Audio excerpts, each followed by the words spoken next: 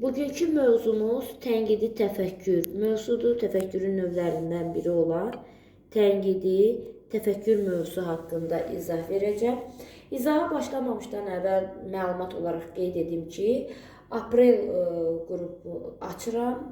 Qrupa qoşulmaq istəyən müəllimlər varsa, kurikulum üzrə mix sertifikasiya hazırlığı üzrə sürət qrupudur. Qoşulmaq istəyən şəxslər 070 974 18 56 nömrəsi ilə əlaqə saxlaya bilər. Aprel qrupumuza qoşula bilərlər. İndi keçək dərsimizə. Bugünkü mövzumuz tənqidi təfəkkür mövzusudur. Tənqidi təfəkkür mövzudur. Tənqidi təfəkkür. Biz bundan əvvəl təfəkkürün, məntiqi təfəkkürü keçdik.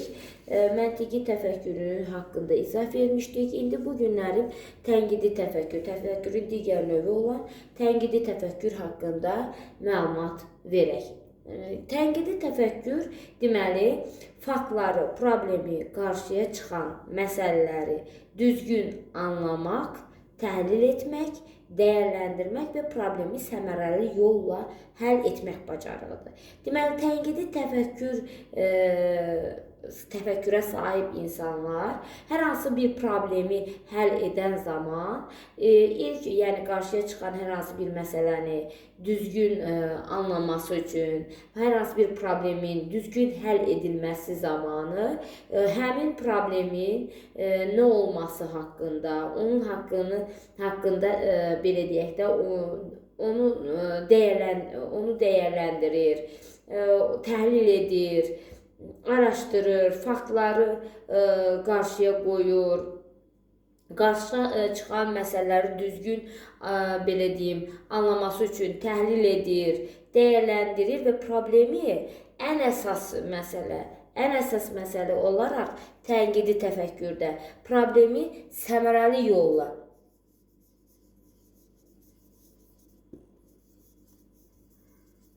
yolla deməli həll edir. Tənqidi təfəkkürdə problemin səmərəli yolla həll etməsi var. Biz keçən dərsdə dedik, məntiqi təfəkkürdə problem sadə yolla həll edilməsidir. Tənqidi təfəkkürdə səmərəli yolla həll edilməsidir. Yaradıcı təfəkkürdə problemin deməli yeni yolla həll edilməsidir. Tənqidi təfəkkürə malik insanlar problemi, hər hansı bir məsələni düzgün dəyərləndirməyi, qiymətləndirməyi bacarırlar. Düzgün dəyərləndirməyi, qiymətləndirməyi də bacaran insanlardır. Tənqidi düşüncənin digər adı kritik düşüncədir. Bax, tənqidi düşüncənin digər adı kritik düşünmədir. Kritik düşüncədir.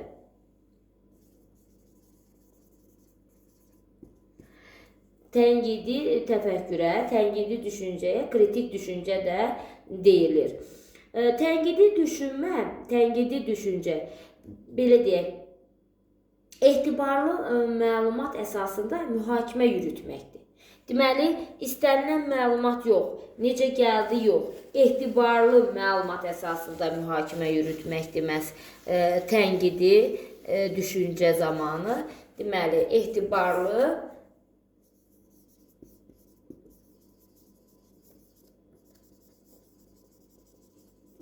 etibarlı məlumat əsasında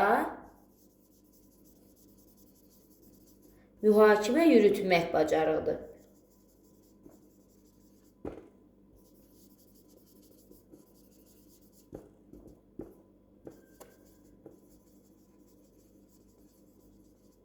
Yəni, tənqidi düşünən insanlar mühakimə yürütməyi də bacarırlar, amma necə mühakimə? Etibarlı məlumat əsasında mühakimə yürütmək bacarığıdır. Tənqidi təfəkkürə aid əsas məsələləri qeyd edək. Tənqidi təfəkkür özü 21-ci əsrin əsas və ən vacib tələblərindən biridir. Yəni 21-ci əsr bacarıqlarına aid ən vacib bacarıqlardan biri hesab olunur tənqidi təfəkkür. Bir onu qeyd edim ki, tənqidi təfəkkürlə tənqid etmək eyni bir şey deyil. Baxın, tənqidi təfəkkürlə tənqid etmək eyni bir şey deyil. Yəni, tənqidi təfəkkür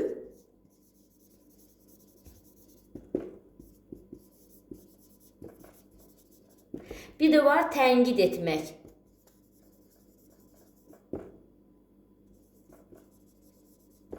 Tənqidi təfəkkür, bir də var tənqid etmək. Bax, bunlar ikisi də baxın, eyni bir şeydir. Bir-birinə bərabər şeylər deyil. Bunlar fərqli anlayışlardır, fərqlidir. Tamamilə bir-birindən fərqlidir. Tənqidi təfəkkür, deməli, bayaq da qeyd etdik. Tənqidi təfəkkür əsasən hər hansı bir problemi, məsələyə yanaşan zaman onu, belə deyək, düzgün olub-olmadığını analiz edir, onu qiymətləndirir, dəyərləndirir, sonra ona inanır, belə deyək də. Amma tənqid etmək bir növ, belə deyək də, yalnız insanın səhvlərini görən insanlar, daha çox ona şər böhtan xarakterli çıxışlar edən insanlar, daha çox belə deyim də, tənqid etmək bu yanaşmaya daha yaxındır. Yəni bir insanda ancaq səhvləri görmək deyil tənqidi təfəkkür. Tənqidi təfəkkür bir insanda ancaq səhvləri görmək deyil. Obyektiv olmaq, qərəzsiz olmaq, ədalətli olmaqdır. Baxın, tənqidi təfəkkürdə obyektiv olmaq,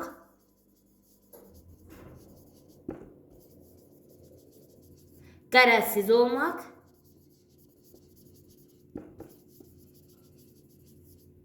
obyektiv olmaqdır, qərəzsiz olmaqdır, ədalətli olmaqdır.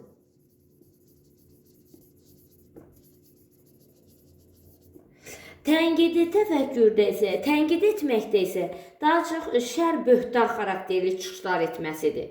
Yəni, burada daha çox şər böhtan, yalnız insanın səhvlərini görür burada.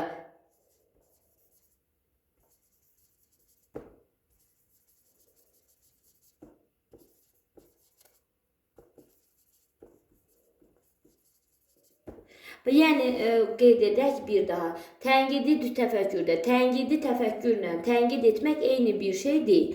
Tənqidi təfəkkür, belə deyək, bir insanda ancaq səhvləri görmək deyil, bir insanda hər hansı bir problemlə yanaşır, məsələ ilə bağlı obyektiv olmasıdır, qərəzsiz yanaşmasıdır, ədalətli olmasıdır, şər böhtan atmaq, şər böhtan xarakterli çıxışlar etmək, yalnız insanın səhvlərini görmək, bu daha çox tənqid etmək fikrinə daha yaxındır. Bax, bunlar bir-birindən belə fərqlənən anlayışlardır. Bunları da bir-birinə fərqləndirməyi bacaraq. Burada izahını verdim. İndi tənqidi təfəkkürün, belə deyim, tənqidi təfəkkürlü insanlar nəsə, belə deyim də, araşdırır, doğru olduğunu və ya yanlış olduğunu üzə çıxarırlar. Tənqidi təfəkkürə malik insanlar. Yəni, nəyə oldu, kimin nəsə dediyi ifadə olsun, nə olsun, o saat ona inanmırlar. Əvvəlcə onu araşdırırlar, onun doğru olub olmadığını üzə çıxarırlar. Sonra onun haqqında hər hansı bir mühakimədirmi, fikir bildirmək istəyirsə, hər hansı bir mühakimə fikir bildirirlər. Tənqidi düşünən insan nəyisə qiymətləndirərkən mütləq öz fikrini arqumentlərlə, dəlillərlə əsaslandırmalıdır. Deməli, tənqidi təfəkkürün əsas məsələlərdən biri, yəni mühakimə yürüdərkən, fikir bildirərkən, nəyisə qiymətləndirərkən, dəyərləndirərkən onu əsaslandırmağı, arqumentlər gətirərək, onu dəlillər gətirərək, dəlillərlə, arqumentlərlə əsaslandırmağı bacarmalıdır. Deməli, tənqidi düşünən insan, bax, bu cümləni dəqiq bilək, bu tənqidi təfəkkürün demək olar ki, əsas məqsədindən biridir. Yəni, tənqidi düşünən insan nəyisə qiymətləndirərkən, bax, qiymətləndirmə zamanı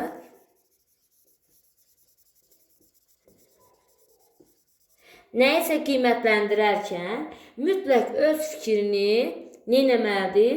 Fikrini arqumentlərlə, dəlillərlə əsaslandırmağı bacarmalıdır, əsaslandırmalıdır.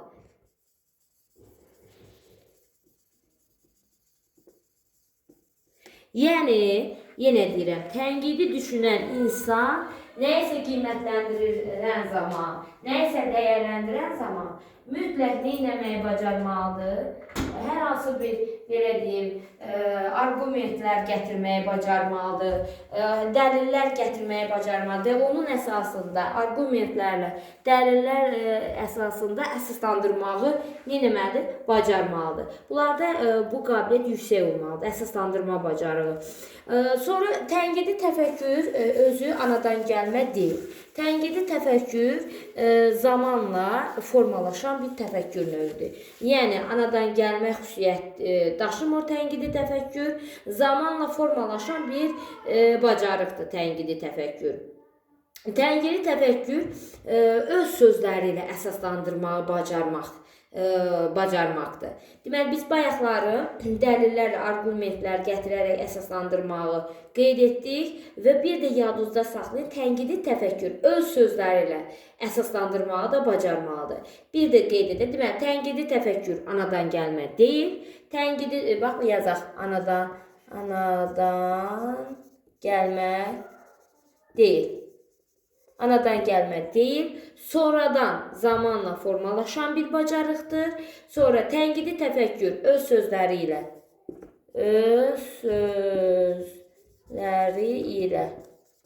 əsaslandırmağı bacarmaqdır. Öz sözləri ilə əsaslandırmaqdır.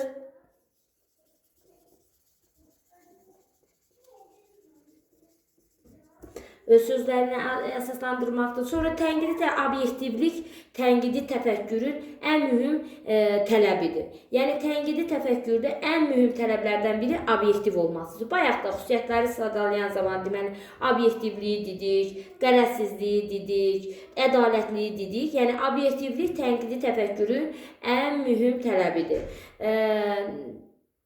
Tənqidi düşünən, indi gəlin baxaq, tənqidi düşünən insan hansı xüsusiyyətlərə malik olmalıdır?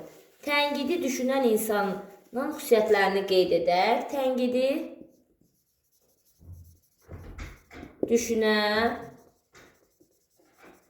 insan. Tənqidi düşünən insan birinci olaraq problemi düzgün müəyyənləşdirməyi bacarmalıdır. Birinci olaraq problemi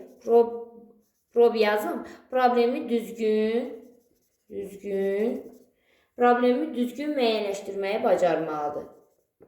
Müəyyənləşdirir. Deməli, tənqidi düşünən insanda hansı bacarıqlar olur? Problemi düzgün müəyyənləşdirməyi bacarır. Birincisi, problemi düzgün müəyyənləşdirməyi bacarır. İkincisi, problemin yaranma səbəbini araşdırır.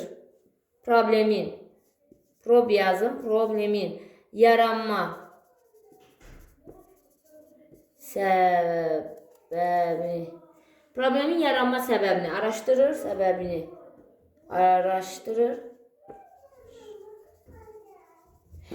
Qısa yazacağım, başa düşün. Deməli, problemi düzgün müəyyənləşdirir. İkinci, problemin yaranma səbəbini araşdırır. Üçüncü, araşdırma zamanı problem haqqında informasiya toplayır. Deməli, burada biz qeyd edik mi? Problemin yaranma səbəbini araşdırır. Araşdırma zamanı nə əldə edir? Araşdırma zamanı problem haqqında qısa yazıram zamanı problem haqqında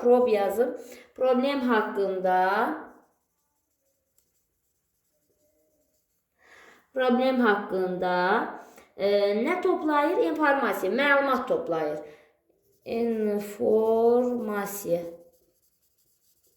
İnformasiya, məlumat toplayır.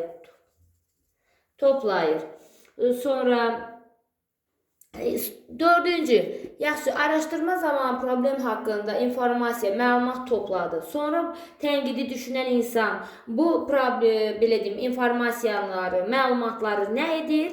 Həmin məlumatları, nəticələri emal edir və onu qruplaşdırır.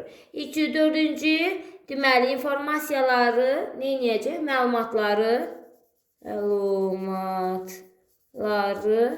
emal edəcək.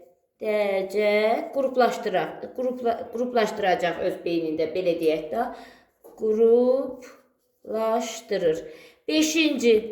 Beşinci olaraq problemin səmərəli yolu. Deməli, həmin məlumatları araşdırır, toplayır, o öz beynində belə deyək, emal edir, sonda nə edəcək? Sonda demək, problemi səmərəli yolla, sistemli şəkildə həll etməyi bacaracaq. Səmərəli həll edir. Yəni problemi səmərəli şəkildə həll edəcək. Səmərəli yolla, sistemli şəkildə həll edə bilir bu insanlar. Sonra 6-cıda tənqidi düşünən insanda hansı xüsusiyyət var? Əsaslandırma zamanı uyğunsuzluqları və yanlışlıqları aşkar edə bilir. Deməli, nə zaman? Əsaslandırma zamanı. Bura qeyd edək, əsas qeyd edək. Əsaslandırma zamanı deməli, uyğunsuzluqları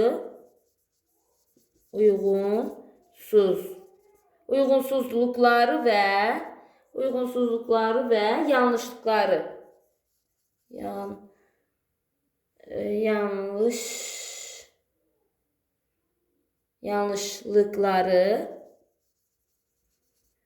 yanlışlıqları deməli aşkar edə bilir, müəyyən edir.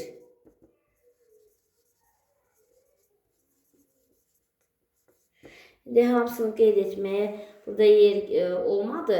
Əvvəlini siləcəm. Deməli, bir də təkrar edək. Tənqidi düşünən insan problemin düzgün müəyyənləşdirir. İkinci, problemin yaranma səbəbini araşdırır. Üçüncü, araşdırma zamanı problem haqqında informasiya, məlumatlar toplayır. Dördüncü, həmin toplamış məlumatları beynində emal edir, onları qruplaşdırır. Beşinci, həmin problemi belə deyim, səmərəli yolla həll edir, sistemli şəkildə səmərəli yolla həll edir. Altıncı, əsaslandırma zamanı uyğunsuzluqları və yanlışlıqları müəyyən etməyi bacarır, müəyyənləşdirir. İndi biz 6 dənə tənqidi düşünən insanın 6 xüsusiyyətini qeyd etdik. Bu tərəfdə də biz onun digər xüsusiyyətlərini də yazın burada. Biraz belə.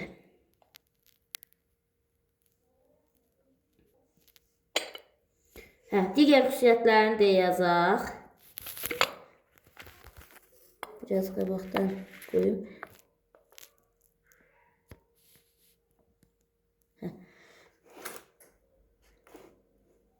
Bu birinci xüsusiyyətləri qeyd etdik.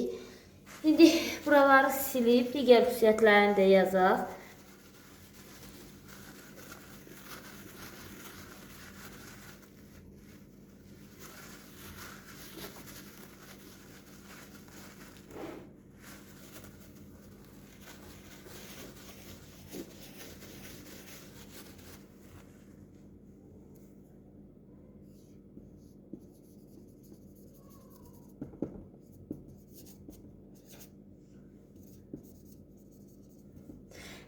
Tənqidi təfəkkürdə tənqidi düşünən insanın bayaqların 6 hissəsini qeyd etdik.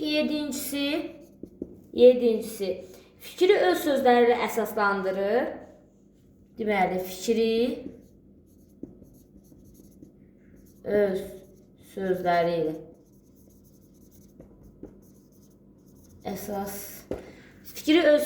ilə əsaslandırır. 8-ci, fikri öz sözləri ilə əsaslandırır və fikri əsaslandırma zamanı tənqidi düşünən insanlarda həmin əsaslandırma zamanı dəlillərdən düzgün və qərəzsiz şəkildə istifadə etməyi bacarırlar bunlar. 8-də kifayət qədər sübut olmadıqda mühakiməni kənara qoyur. Deməli, bunlara kifayət qədər, yəni tam araşdırıb, belə deyim, sübuta yetirənə qədər bütün belə deyim də, sübutların hamısı olması lazımdır. Yəni, kifayət qədər sübutu olmadıqda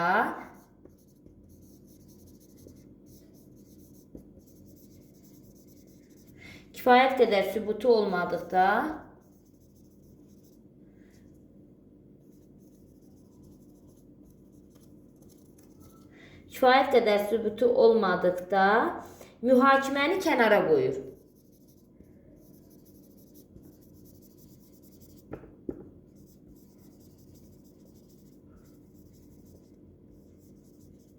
kifayət qədər sübutu olmadıqda mühakiməni kənara qoyur. Sonra 9-cu xüsusiyyət olaraq da bir işi görməmişdən qabaq mümkün nəticələrini görə bilir. Deməli, bir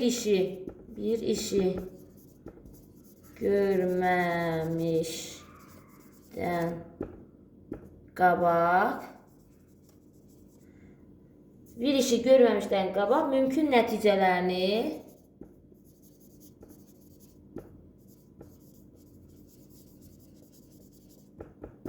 görə bilir.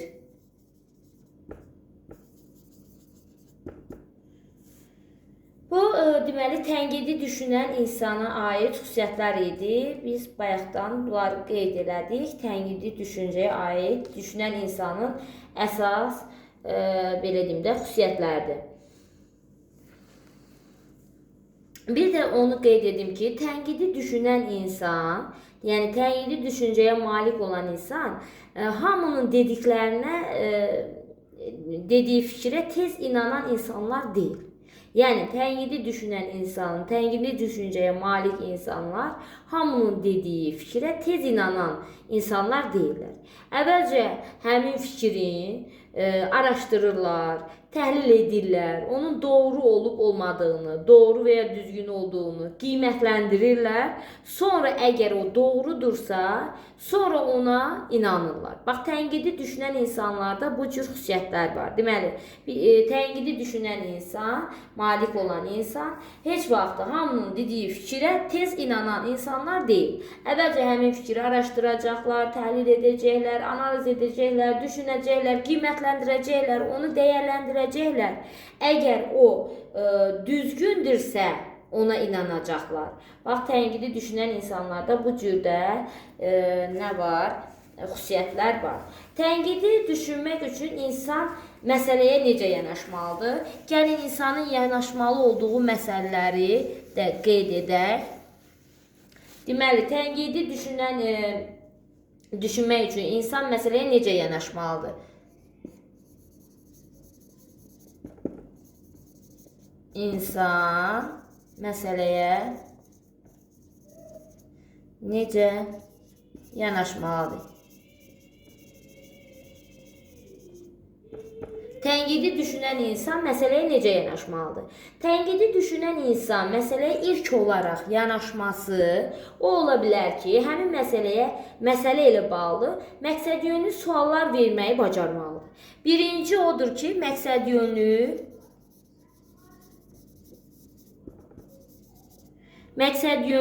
suallar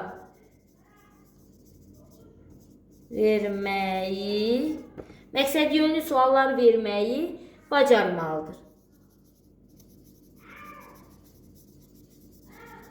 İkinci yanaşma vacib informasiyaları toplamalı, məlumatlanmalıdır.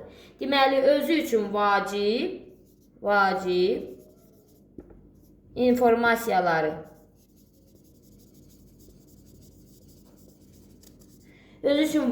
olan informasiyaları toplanmalı və məlumatlanmalıdır o hadisə haqqında. Məlumatlanmalıdır. Üçüncü, çox geniş yayılmış və hamı tərəfindən qəbul edilmiş məsələləri şübhə ilə yanaşaraq yenidən müzakirəyə çıxartmalıdır. Bayaq da dedik, hamının dediyi fikrinə tez inanmır.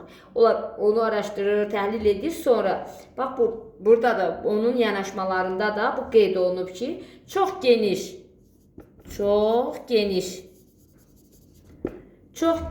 yayılmış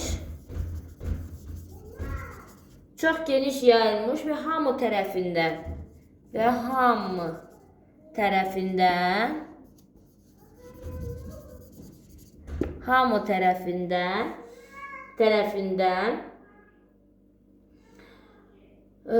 qəbul edilmiş məsələləri şübhə ilə yanaşaraq yenidən müzakirəyə çıxartmalıdır. Hamı tərəfindən qəbul edilmiş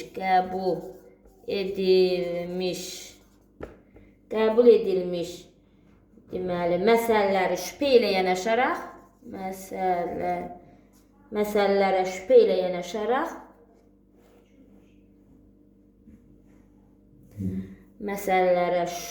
yanaşaraq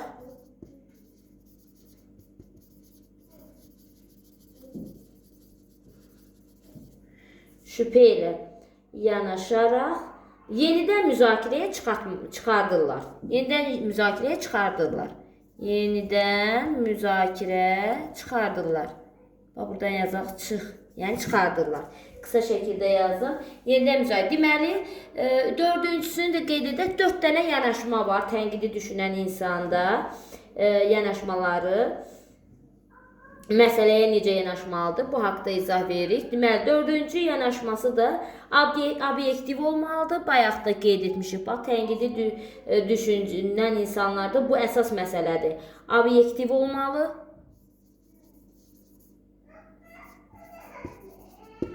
Obyektiv olmalı. Obyektiv olma məsələlərə qərəzsiz yanaşmalıdır.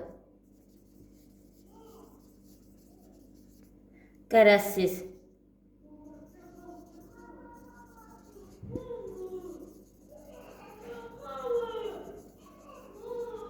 Deməli, tənqidi düşünən insanlar məsələyə necə yanaşmalıdır? Bunun yanaşmalar birinci, məqsədyönlü suallar verməyə bacarmalıdır. İkinci, vacib informasiyaları toplanmalıdır və həmin insan məlumatlanmalıdır o hadisə haqqında, o məsələ haqqında. Üçüncü, çox geniş yayılmış və hamı tərəfindən qəbul edilmiş məsələlərə şübhə ilə yanaşaraq yenidən həmin məsələləri müzakirəyə çıxartmalıdır.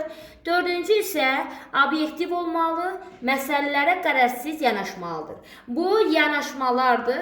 4 dənə tənqidi düşünən insan məsələlərə necə yanaşmalıdır deyənin 4 əsas hissəsi var. Bunları qeyd elədik. Bunları bu şəkildə öyrənin.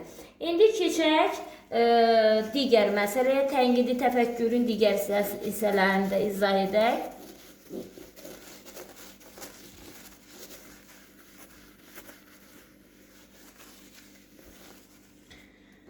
Deməli, tənqidi təfəkkürün ən vacib, onu formalaşdıran 5 dənə bacarıq var. 5 bacarıq.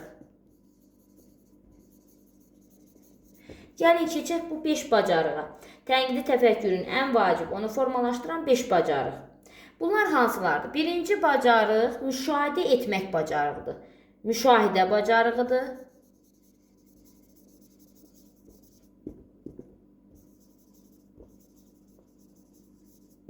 İkinci bacarıq, deməli, təhlil etmək bacarığıdır.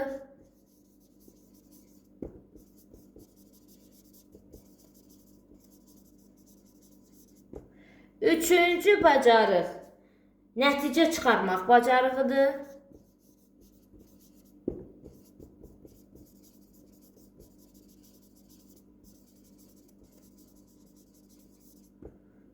Dördüncü bacarıq, ünsiyyət və fikir ifadə etmək bacarığıdır.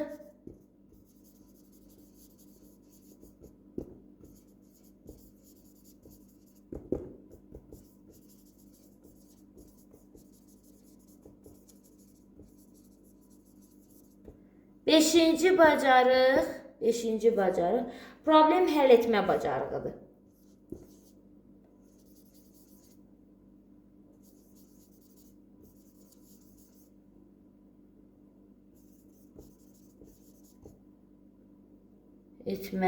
Problem həll etmə bacarığı.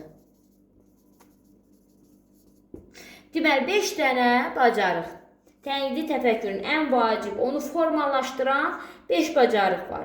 Bu 5 bacarıqlar bunlardır. Birincisi müşahidə bacarığıdır. İkinci təhlil etmə bacarığı. Üçüncü nəticə çıxartma bacarığı. Dördüncü ünsiyyət və fikir ifadə etmə bacarığıdır. Beşinci də problem həll etmə bacarığı. Gəlin başlayaq birinci müşahidə bacarığı. Müşahidə bacarığı nədir? Deməli, problemin hər hansı problemin həlli zamanı ilk olaraq insan neynəməlidir? Tənqidi düşünən, belə deyim, təfəkkürə malik olan insan ilk olaraq müşahidə bacarığından istifadə edir. Müşahidə bacarığı, belə deyək də, tənqidi düşüncənin başlanğıc nöqtəsidir. Müşahidə bacarığı tənqidi düşüncənin başlanğıc nöqtəsidir. Müəyyən bir bir məsələ ilə bağlı düzgün nəticəyə gəlməkdən ötürü müşahidə etməlidir ilk olaraq.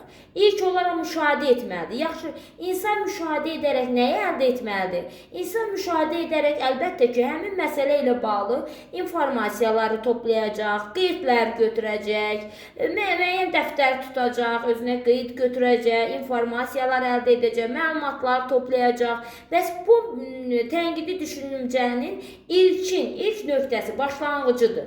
Bax, bu bacarıq tənqidi düşünən insanlarda ən vacib bacarıqlardan biridir. Belə deyim də, ilk başlanğıc bacarığıdır. Və bu müşahidə bacarığı əsasında informasiyalar əldə olunur, qeydlər götürülür, qeydlər aparılır, sonra məlumatlar toplanılır, hər hansı bir məsələ ilə bağlı. Belə deyək. Bu birinci müşahidə bacarığıdır. İkinci gəldik təhlil etmə bacarığı. Təhlil etmə bacarığı da burada. Bayaq müşahidə bacarığında məlumatlar, informasiyalar aparılırdı, əldə edilirdi, qeydlər aparılırdı, götürülürdüsə, indi ikinci təhlil etmə bacarığında həmin toplanmış informasiyalar, həmin toplanmış məlumatlar təhlil olunur, bir-biri ilə müqayisələr olunur, analiz edilir və ən həll edici məqamlar müəyyənləşdirilir. Bax burada təhlil etmə bacarığında bir də deyək. Burada məlumatlar, informasiyalar əldə edilir, qeydlər götürülür. Burada əldə olunan informasiyaların, qeydlərin, belə deyim, məlumatların nə olunur? Həmin toplanmış informasiyaların təhlili olunur, bir-biri ilə müqayisələri olunur, sonra analiz edilir, ən həll edici məqamlar burada müəyyənləşdirilir. Keçdik üçüncü nəticə çıxartmaq bacarığı. Yaxşı, burada nə olur? Burada analiz olundu, ən həll edici məqamlar müəyyənləşdirildi. Burada o toplanmış informasiyalardan nəticə çıxarılır. Bax, nəticə çıxartılır. Nəticə də tələsik şəkildə, tez şəkildə yox. Müəyyən belə deyim də əsaslı, faktlar əsaslı olması ilə yönəlməsi ilə çıxarılır. Deməli, burada informasiya əldə olunur, burada analiz edilir, təhlil edilir, burada nəticə çıxarılır onların içərisində, belə deyək də. Burada isə ünsiyyət və dördüncü bacarıq ünsiyyət və fikir ifadə etmə bacarığıdır. Burada isə həmin həll yollar, həmin çıxarılmış, bax burada çıxarılmış həll yollar, nəticələr burada. Dördüncüdə ünsiyyət və fikir ifadə etmə bacarığında. Burada həll yollar, çıxarılmış o nəticələr. Bax görürsünüz, ünsiyyət və fikir ifadə etmə. Bu nə deməkdir? Digər insanlarla, başqaları ilə müzakirə olunur. Deməli, burada nəticə çıxarılır. Həmin nəticələr digər insanlarla, başqaları ilə müzakirə olunur. Ünsiyyət və fikir ifadə etmə bacarığında. Digərlərlə həmin nəticələr müzakirə olunur. Gəldi axırda problemin həll etmə bacarığı, bu son bacarıq. Bu son bacarıqda nə olur? Burada isə sonda həmin problemin həlli üçün ən səmərəli yol seçilir. Deməli, burada belə deyək də, nəticələr çoxlu olacaq. Deməli, çoxlu nəticələr çıxarıla bilər. Sonra burada o çıxarılmış nəticələr digər adamlarla müzakirə olunur, digər adamlarla bölüşdürülür, belə deyim də, digər adamlar arasında, belə deyim, müzakirələr təşkil olunur başqaları iləndir. Sonra həmin müzakirələr nəticəsində bu 5-ci addımda problemin həll etmə bacarığında o müəyyənləşdirilmiş o həll yolları içərisində, bax burada ən səmərəli yol seçilir. Ən səmərəli yol seçilir. Bax, bu 5 bacarıq əsasında tənqidi təfəkkürə malik insanlar bu 5 bacarıqdan istifadə edərək nə edir? Hər hansı bir problemi ən səmərəli yolla nə edir? Həll edir. Və bu 5-ci mərhələ ən son nöqtədir. Son nöqtə. Son nöqtə burada qutarır. Yəni, son nöqtəsidir. Ən uyğun, ən səmərəli yol seçilir. Sonda problemin həlli üçün o müəyyənləşdirilmiş həll yollarının içərisində ən səmərəlisi məhz burada müəyyənləşdirilir. Bax, bu oldu tənqidi təfəkkürü formalaşdıran 5 əsas bacarıq. İndi keçək tənqidi təfəkkürün digər hissəsinə. Tənqidi təfəkkürü şagirdlərdə necə formalaşdırmaq olar? İndi keçək bu hissəyə. Bu hissəni də izah edək. Tənqidi təfəkkür şagirdlərdə necə formalaşdırmaq olar? Tənqidi təfəkkürü formalaşdıran əsas fəaliyyətlər hansılardır? Deməli, tənqidi, baxın, tənqidi təfəkkür yazaq qısa şəkildə.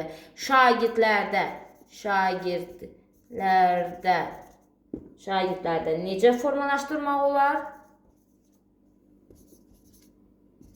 Onlar qısa şəkildə yazaq.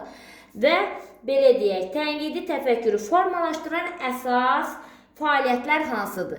Əsas fəaliyyətlər hansılardır? İndi gəlin tənqidi təfəkkürü formalaşdıran əsas fəaliyyətlərə baxaq. Birinci fəaliyyət, birinci üsul. Buna bəzən də tənqidi təfəkkürü inkişaf etdirən əsas üsullardır. Yəni şagirdlərdə tənqidi təfəkkürü necə inkişaf etdirmək olar? Hansı yollardan istifadə edərək inkişaf etdirmək olar? O yollardan, o fəaliyyətlərdən, o üsullardan birincisi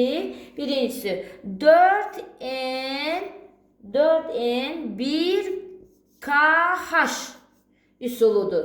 4N1KH üsuludur. Bu üsul sual texnikasıdır. Bax, bu üsul suallar texnikasıdır. Suallar texnikasıdır. Suallar vasitəsilə suallara əsaslanır bu üsul. Suallara əsaslanır bu üsul. Və suallar vasitəsilə məlumat toplayır və təhlil etməyə xidmət edir. Deməli, məlumat toplamağa 4N1KH üsulu məlumatlar toplamağa və təhlil etməyə xidmət edir. İndi gəlin 4N1KH üsulunun açılışını yazaq görək bu necə üsuldur. 4N1KH üsulu, bax, kim, sual işarəsi, nə, sual işarəsi, harada, sual işarəsi, nə vaxt, sual işarəsi, niyə, sual işarəsi, necə. Sual işarəsi. Bax, bundan ibarətdir. Kim, nə, harda, nə vaxt, niyə, necə. Bax, bu suallardan ibarətdir. Bax, 4N1KH bu deməkdir. Bax, indi 4 dənə N nə deməkdir? 4 dənə N, bax, sualların baş hərfinə baxın. Birinci N, ikinci N, üçüncü N, dördüncü N. Bax, 4N. Buradan tapıldı. Bir K, bir H. Yəni, bir K hərfi, bir dənə K, KK, bir dənə də H. H nə idi? H. Bax, 4N1KH bu deməkdir. Onların, sualların baş hərfləridir. Bax, sualların baş hərfləri ilə başlayan suallar verilir. Deməli, 4 dənə N hərfi ilə başlayan sual var. Bir dənə K hərfi ilə başlayan və bir dənə də H hərfi ilə başlayan suallar var. Bax, bu 4N1KH deməli üsuludur. Bax, bu üsuldan istifadə edən insanlar, belə deyək də, tənqidi təfəkkürü insan çoxlu sual verir və informasiya toplayır ki, cavab vasitəsilə informasiyalar, məlumatlar toplayır ki, onda müşahidə bacarığını inkişaf etdirir. Tənqidi təfəkkür zamanı. Ona görə onlar daha çox nədən istifadə edir?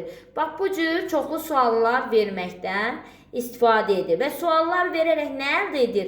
İnformasiyalar, məlumatlar əldə edir, qeydlər aparır. Bax, bu onun üçündür. Tənqidi düşünən insanlarda bu xüsusiyyətlər də olur və onlarda bu cür sual vermək, inkişaf etdirməklə, onlarda nə etmək bacarığı, sual vermə bacarığı inkişaf etdirməklə, bu cür sual vermə bacarığı inkişaf etdirməklə onlarda tənqidi təfəkkürü də inkişaf etdirmək olar. Keçdik ikinci, yəni əsas fəaliyyəti, hansı fəaliyyətlər varsa, yəni formalaşdıran şagirdlərdə tənqidi təfəkkürü formalaşdırmaq üçün lazım olan üsullar hansılardır? Birini qeyd etdik. İkinci üsul isə Sokrat dialoqudur.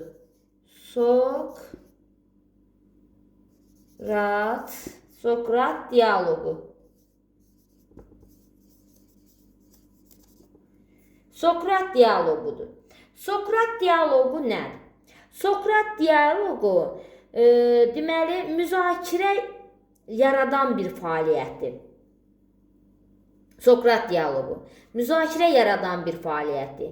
Yəni burada da müzakirə təşkil olunur. Amma burada da suallardan istifadə olunur Sokrat diyaloqu. Amma suallar necə verilir? Sual verilir. Sonra həmin sualın cavabı verilir. Cavab səsləndirdikdən sonra cavabdan yenidən sual verilir. Yəni hər cavabdan yeni sual çıxarılır. Hər cavabdan yeni sual çıxarılır. Hər cavabdan yeni sual verilir. Sualın cavabı qeyd olunur. Cavabdan yeni sual çıxarılıb yenidən verilir. Yenə də cavabdan yeni sual çıxarılır, sual verilir. Bu şəkildə belə geniş müzakirə təşkil olunur. Bax, Sokrat diyaloqu cavabdan sual verilir, sualdan cavab verilir, cavabdan yenidən sual çıxarılır. Sokrat diyaloqu cavabdan yenidən sual çıxartma üsuludur. Və bu üsul şəklində, suallar bu şəkildə davam edə nə təşkil olunur? Belə bu şəkildə geniş müzakirə təşkil olunur. Bu da əsas fəaliyyətlərdən biridir məhz Sokrat diyaloqu. Bax, budur. Cavabdan buraya yazaq, qeyd kimi cavabdan verilmiş sualın cavabı verilir. Cavabdan yeni sual çıxarılır. Bax, Sokrat diyaloqu bu cür üsuldur. Şagirdlərdə tənqidi, təfəkkürün inkişafı üçün, belə deyim, formalaşdıran fəaliyyətlərdən biridir. Üçüncü üsul. Gəlin bunu müzakirə edək üsuludur. Gəlin bunu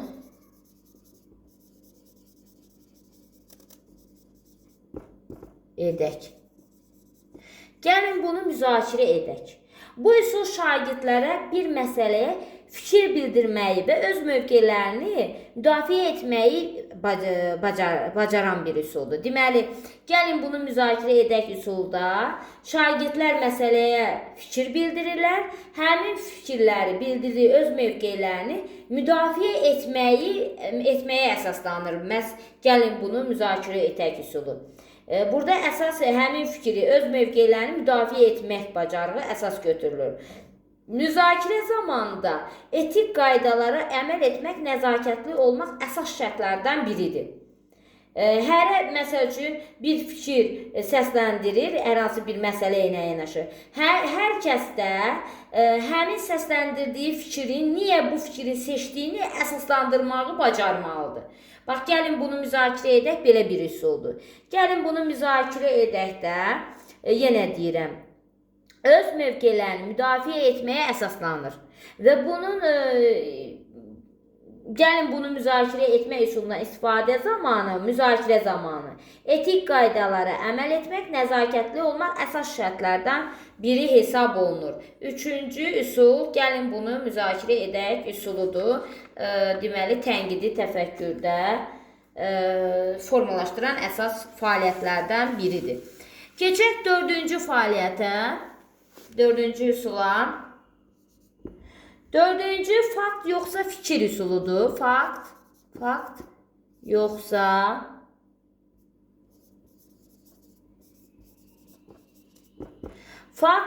fikir. İndi gəlin bunları fakt və yoxsa fikir bu üsulu izah edək görək. Bu üsul necə üsuldur? Məsəl üçün, bax, fikir kiminsə fərziyyəsi, fikri ola bilər. Yəni, kiminsə məsələyə olan münasibəti ola bilər fikir. Hər hansı bir insanın bir məsələyə olan fikridir. Münasibəti ola bilər. Bu dəqiq olmaya da bilər fikir. Dəqiq olmaya da bilər. Hər cür, belə deyim də, fikir bildirən, hər kəs özünə uyğun bir fikir bildirə bilər. Və o, yenə deyirəm, dəqiq olmaya da bilər. Onun doğru və yanlış olduğunu sübut etmək üçün əsaslandırmağı bacarmalıdır. Bax, fikir. Deməli, fikir nə oldu? Kiminsə hər hansı bir məsələyə olan münasibətidir. Yenə deyirəm, həmin fikir doğru da ola bilər, yanlış da ola bilər və yaxud da doğru olmaya da bilər. Amma bunun doğru və yanlış olduğunu müəyyən etmək üçün həmin fikir bildirən insan onu əsaslandırmağı bacarmalıdır.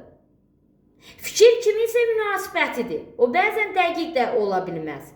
Dəqiq olması və ya düzgün olması üçün mütləq orada nə olmalıdır? Sübut etmək üçün onun doğru olduğunu əsaslandırmağı bacarmalıdır. Fakt isə obyektiv reallıqdır. Bu münasibətdir. Bu obyektiv reallıqdır. Obyektiv reallıqdır. Doğru və yanlış olduğunu sübut etmək mümkündür fakta. Fakta doğru və yanlış olduğunu sübut etmək mümkündür. Fakt dəqiqdir. Elmdə təsdiqini tapmış bir şeydir. Fakt. Fikir dəqiq də ola bilər, yanlış da ola bilər. Fikir yenə deyirəm, dəqiq də ola bilər, yanlış da. Onun dəqiq və yaxud da yanlış olduğunu onu əsaslandırmaqla sübut etmək olar. Yenə deyirəm, fikir kiminsə münasibətidir, fikridir. Fakt isə dəqiqdir, obyektivdir, reallıqdır. Elmdə sübutunu tapmış bir faktdır. Sübutunu tapıbdır, belə deyək. Bu həmişə doğrudur. Amma bu doğru da ola bilər, yanlış da ola bilər. Bunun doğru olması üçün mütləq nə etmək lazımdır? Əsaslandırmağı bacarmalıdır. Bu sübuta yetirilmiş bir faktdır. Bunu sübuta yetirmək üçün əsaslandırmağı bacarmaq lazımdır. Bax, bu üsuldan istifadə etmək üçün müəllim şagirdlərə çoxlu mövzu ilə bağlı ideyalar verə bilir. Məsəl üçün, çoxlu mövzu ilə bağlı ideyalar verir. Şagirdlər də həmin ideyalar arasında hansıların fakt, hansıların fikir olduğunu bir-birindən ayırırlar, tapırlar. Bax, bu üsulu necə tətbiq edirlər? Bir də deyim, əvvəl fakt və fikrin nə olduğunu bilməliyik. Bunu biləndən sonra bunu sinifdə şagirdlərə necə tətbiq etmək olar? Bunu tətbiq etmək üçün müəllim şagirdlərə çoxlu ideyalardan ibarət, fikirlər, ideyalar, faktlardan ibarət məlumatlar verir. Həmin məlumatlar əsasında şagirdlər o məlumatları, o ideyaları ayırır. Bunlar faktlardır, bunlar fikirlərdir. Bax, şagirdlərdə bu cür o fikirləri, faktları bir-birindən ayırmaqla hansı fikirdir, hansı faktdır bir-birindən ayırmaq da onlarda nə edəcək? Tənqidi təfəkkürün inkişafına gətirib çıxaracaq. Bax, bu da tənqidi təfəkkürü inkişaf etdirən əsas nədir? Üsullardan biridir. Fakt yoxsa fikir üsulu. Keçdik 5-ci üsula, 5-ci fəaliyyətə. Əsas fəaliyyətlərdir bunlar. 5-ci nə baş verərdi? 5-incisi budur. Nə baş verərdi? Nə baş verərdi? Bu üsuldan şagirdlərdə suallar ünvanlayaraq onlarda tənqidi təfəkkür formalaşdırmaq olar. Yenə də nə baş verərdi üsulunda da nə var? Suallar vermək var. Suallar verməklə şagirdlərdə tənqidi təfəkkürü inkişaf etdirmək olar. Bu üsul bir hadisə baş verməmişdən qabaq onun mümkün nəticələri haqqında düşünməsidir. Yəni, bir hadisə olmamışdan qabaq, əgər belə bir iş olsaydı, nə baş verərdi? Və bu cür şagirdlərə suallar ünvanlayaraq onların bir növ o hadisə haqqında düşünməyə, proqnoz verməyə gətirib çıxarır. Gəlin belə həmin suallara baxaq. Məsəl üçün, müəllim sinifə belə sual verə bilər. Bir gün işıq olmasaydı, nə baş verə bilərdi? Şagirdlər də başlayır həmin sual ətrafında öz fikirlərini deməyə. Düşünməyə və düşündüklərini dilə gətirməyə. Və yaxud da bir gün tutalım ki, gündüz olmasaydı, qaranlıq qalsaydı, nə baş verərdi? Və yaxud da bir gün ərzində, bir ay ərzində elektron cihazlar olmasaydı, məsəl üçün telefondur, kompüterlərdə olmasaydı, nə baş verərdi? Bu cür uşaqlara suallar verməklə müəllim sinifdəki onlarda belə deyim də tənqidi düşünmə bacarığını formalaşdırır. Onlar düşünürlər, başlayırlar öz fikirlərini deməyə və fikirlər deyildikcə onu müəllim əsaslandırmağa da yönəltməlidir və bu şəkildə şagirdlərdə tənqidi təfəkkürü nə edir? Formalaşdırır. Təsəvvür edin ki, bir gün tutalım ki, telefon yoxdur. Onda nə baş verərdi? Nə olardı? Uşaqlar da başlayır ki, telefon olmasa əlaqə qurmaq olmazdı. Nə bilim, bir-biri ilə ünsiyyət, uzaqda yaşayan insanların bir-birindən xəbər alması olmazdı. Və deyilən o fikirləri də təzədən fikirlərini əsaslandırmalıdır ki, niyə bu cür mövqeydədir? Öz mövqeyini də əsaslandırmağı bacarmalıdır. Bax, bu qeyri-adi suallar verilir və bu suallar əsasında da nə edir? Şagirdlər öz fikirlərini qeyd edir və fikirlərini öz mövqelərində nə edir? Əsaslandırmalıdır. Bax, bu nə baş verərdi üsuludur. İndi keçək 6-cı üsula.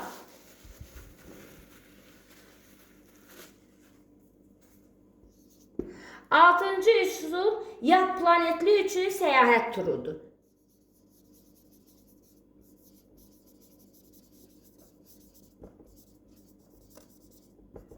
Yad planetli üçün səyahət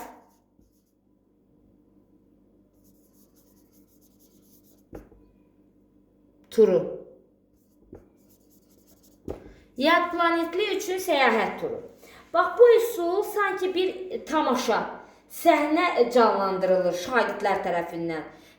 Belə deyək də, tamaşa, səhnə canlandırılır. Şagirdlərdən biri sanki bir yad planetlidir, yer üzünü belə deyək tanımır bu şəxs. Buradakı insanları, qayda qanunu, buradakı insanlar haqqında məlumatı yoxdur, qayda qanunlarını bilmir. Sonra həmin yad planetli başlayır digər yerdə belə deyim də yaşayan insanlara, şagirdlərə belə deyim, suallar verməyə. Burada da yenə əsas məsələ nə oldu? Sual verməklə formalaşdırır tənqidi təfəkkürü. İndi yad planetli ilə səyahət turunda əsas məsələ odur ki, burada tamaşa qurula bilər, burada səhnəcik qurula bilər və bunun rollarının aparıcıları da şagirdlər özləri ola bilər, özləri belə deyim, özləri təşkil olunur. Həmin şagirdlərdən biri yad planetli olur. Həmin yad planetli belə deyək, yer planetdə yaşayan insanlar haqqında məlumatlı deyil, onların qayda qanunlarını bilmir və həmin yad planetli şagirdlərə suallar verir və yad planetli suallara əsaslı cavab alana qədər sual verməyə davam edir. Bax, yad planetlinin işi budur. Sual verir. Sonra həmin yad planetli başlayır şagirdlərə sual verməyə. Şagirdlərə sual verdikcə, şagirdlərdən suala əsaslı cavab alana qədər yad planetli başlayır sual verməyə davam edir. Bu cür senarilər hazırlanır və hətta şagirdlərin özləri də belə senarilər hazırlaya bilər, özləri də. Yəni, burada da əsas nə əsasında şagirdlərdə suallar verməklə suallar verilir burada da. Yenə də yad planetli üçün səyahət. Bu elə bir səhnəcik, tamaşa qurulur. Biri yad planetli olur, digərlərə suallar verərək əsaslı suala cavab alınacaq, sual vermək davam edir və bu şəkildə səhnəciklər, tamaşalar hazırlanır, sinifdə şagirdlər arasında təşkil olunur və bu da şagirdlərdə tənqidi təfəkkürün inkişafı ilə bağlı üsullardan biri hesab olunur. Senarilər hazırlanır. Bu senariləri müəllim də hazırlaya bilər, bəzən senariləri şagird də hazırlaya bilər. O suallarını şagird də nə edə bilər? O senariləri hazırlaya bilər. 7-ci üsul qaydalardır. Qaydalar əsas funksiyası həyatda əvvəl qaydaların olduğunu deyək. Demək, qaydaların əsas funksiyası həyatda bizə istiqamət verməkdir. Bizi qorumaqdır, asayişi təmin etməkdir. Yəni, qayda olmasa, hərə öz istədiyi kimi hərəkət edər, öz istədiyi kimi edər, ya asayişimiz qorunmaz, belə deyim də, ya biz belə deyim də, hər an təhlükə ilə qarşılaşa bilərik. Qaydalar mütləqdir, mütləq olunmalıdır. Qaydalarla hərəkət etmək daha yaxşıdır, düzgün idarə etmək üçün qaydalarla hərəkət etmək, qaydalar tərtib etmək daha həm belə deyim, sinif içərisində içərisində o idarə etmək yaxşı ola bilər, sinif daxilidən söhbət gedir. Yəni qaydalar əsasən insanların həyatında da qaydalar vacib məqamlardan biridir. Hər bir məktəbdə də nizam-intizam qaydaları olur və hər bir istər məktəb olsun, istər digər təşkilat, hər bir təşkilatlarda, obyektlərdə qaydalar var. Qaydalara əməl olunmalıdır. Bu qaydalar bizim həm qorunmağımız üçündür, həm asayişi belə deyim də təmin etmək üçündür, həm təhlükəli hadisələrin əvvəlcədən qarşısının alınması üçündür. Belə deyək də, qaydalar vacibdir. Bu məktəblərdə də nizam-intizam qaydaları olur, sinif daxilində də, hətta sinifin öz daxilində də qaydalar olur. Həmin qaydalar şagirdlərlə birgə tərtib etmək daha yaxşı olur, daha belə deyim də, etmək daha yaxşıdır ki, belə ki, şagirdlər həmin qaydalara daha məsuliyyətlə yerinə yetirəcəklər. Yəni, sinif daxili qaydalar şagirdlərlə birgə hazırlanmalıdır. Sinif daxili qaydalar sinifdə lövhə şəklində, belə deyim də, divarından asılı şəkildə şagirdlərin gözü görünən yerindən asılmalıdır. Və tez-tez şagirdlərin yadına salınmalıdır ki, onlar sinifdə həm bu sinifin idarə olunması üçün daha əhəmiyyətlidir, qaydalara əməl edilməlidir, necə hərəkət etməlidir, necə etməlidir, bunların hamısının olması daha yaxşıdır.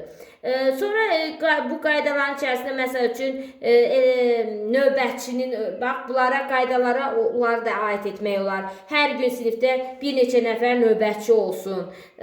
Bax bu şəkildə bunları da aid etmək olar. Məsəl üçün niyə növbətçi olur? Çünki biri məsəl üçün sinif zamanı biri sinifin təmizliyinə baxır, biri gülləri varsa sinif otağında onu sulayır, lövhəni təmizləyir. Yəni bu cür qaydaların olması və növbətçi şəkildə şagirdlərin o qaydaların iştirakını təmin etməsi, o şagirdlər əslində məsəl üçün o növbətçi qalması sinif üçün, o tələffüz zamanı, məsəl üçün o güllərin sulanması, indi sinif daxilində bəzi işləri qeyd edək də, onlar daim bir şagird, bir neçə şagird yox, onlar da dəyişilməlidir. Və o işin iştirakçıları şagirdlər olduqca onlara daha da maraqlı gələcək o iş, daha da həvəsli olurlar, daha da belə deyim də, hər işə məsuliyyətlə yanaşırlar. Bu da onlarda, yenə deyirəm, qaydalar da şagirdlərdə tənqidi təfəkkürün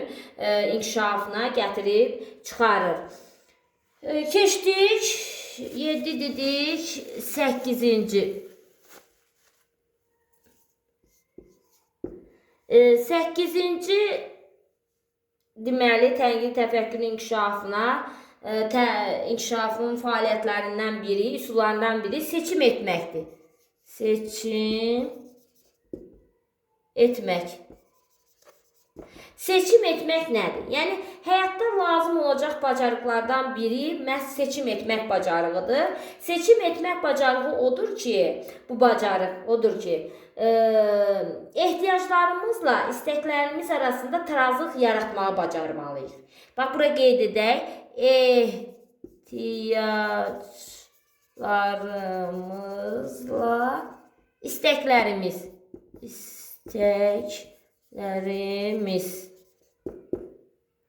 arasında tarazlıq yaratmağı,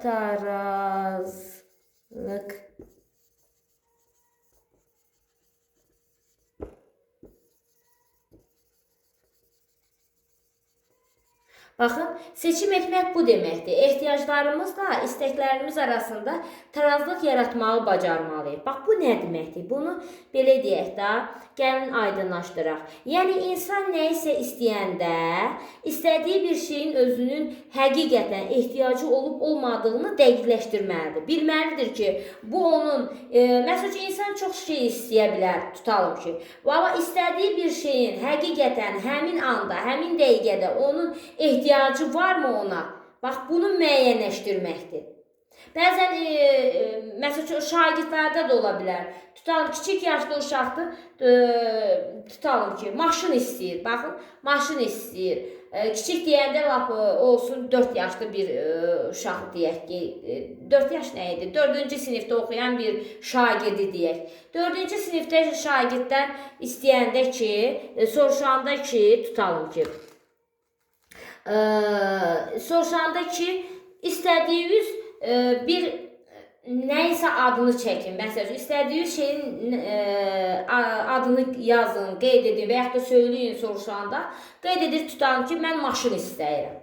İndi şagirdə sual yenidən verəndə ki, sən yəni maşın istəyirsən, lap yaxşı. İndi o istədiyin maşın hal-hazırda bu saat sənin ehtiyacın varmı ona? Yəni az yaşlı belə deyək də şagirdsən. Sən belə deyək, yaşın o yaş deyil ki, o maşını sürə biləsən və yaxud da ona icazə olunsun. Yəni istəklə ehtiyac üst-üstə düşməlidir. Tarazlıq halını almalıdır. Və yaxud da məsəl üçün elə bir uşaq ola bilər ki, tutam telefon istəyir. Balaca yaşlı uşaqdır, telefonla belə deyim də. Və yaxud da kalkulyator deyək, hesablayıcı istəyir, tutalım. Hesablayıcını yaxşı, biz alıb verdik ona hesablayıcı. İndi o hesablayıcı onun o zaman, o istədiyi zaman belə deyək də, ehtiyacı varmı? Bax, bunları bilməlidir. Yəni, istəklə ehtiyacı, istədiyi əşyamı deyək, istədiyi bir şey mi deyək, onun o istədiyi zaman ona ehtiyacı varmı o istəyir? Yəni, bunlar arasında tarazlığı yaratmağı bacarmaqdır, seçim etmək. Seçim etmək, yenə deyim, ehtiyacla istəyin arasında yaradılan tarazlıqdır. Məsəl üçün, İstədiyi həmin şeylərin həqiqətən bu dəqiqə ehtiyacı varmı? Yoxsa varsa fikri, əgər qeyd etsək ki, cavabda bəli var, onda fikri əsaslandırmağı bacarmalıdır. Burada da bax, yenə deyirəm, tənqidi təfəkkürdə bax, biz bayaqdan keçirik, izah edirik. Əsas hissə nə oldu? Hər sual verilir, fikir söylənilir, fikir söyləndikdən sonra söylənilən fikri əsaslandırmağı bacarmalıdır. Mövqeyini əsaslandırmağı bacarmalıdır. Bax, seçim etmək budur. Ehtiyacla istək arasında məsəl üçün tarazlığın yaradılması. Və yaxud da bir misalda deyək. Tutalım, uşaq kompüter istəyir. İndi kompüter istədiyi zaman, yaxşı, kompüter istədiyi vaxt, onun o kompüteri istədiyi zaman, onun ehtiyacı varmı o kompüterə? Varsa, əgər o başlayır həmin, əgər varsa, belə deyək, o əsaslandırmağı bacarmalıdır. Varsa. Belə yenə deyirəm, seçim etmək, ehtiyacla istəyin arasında olan tarazlığı yaratmağı bacarmalıdır. Seçim etmək budur. İstədiyi əşyamı deyək, nə deyək, onu istəyirsə, onun o zaman, istədiyi vaxt ona ehtiyacı varmı? Ondan istifadə edəcəkmi? Onu istifadə edə bilirmi? O istəyir, belə deyək də. Bax, bu seçim etməkdir. Bax, bu tənqidi təfəkkürün, belə deyək, formalaşdıran üsulların sonuncu üsuludur və bunu da biz qeyd etdik. Dərsimiz bura qədərdir. Sağ olun hər biriniz.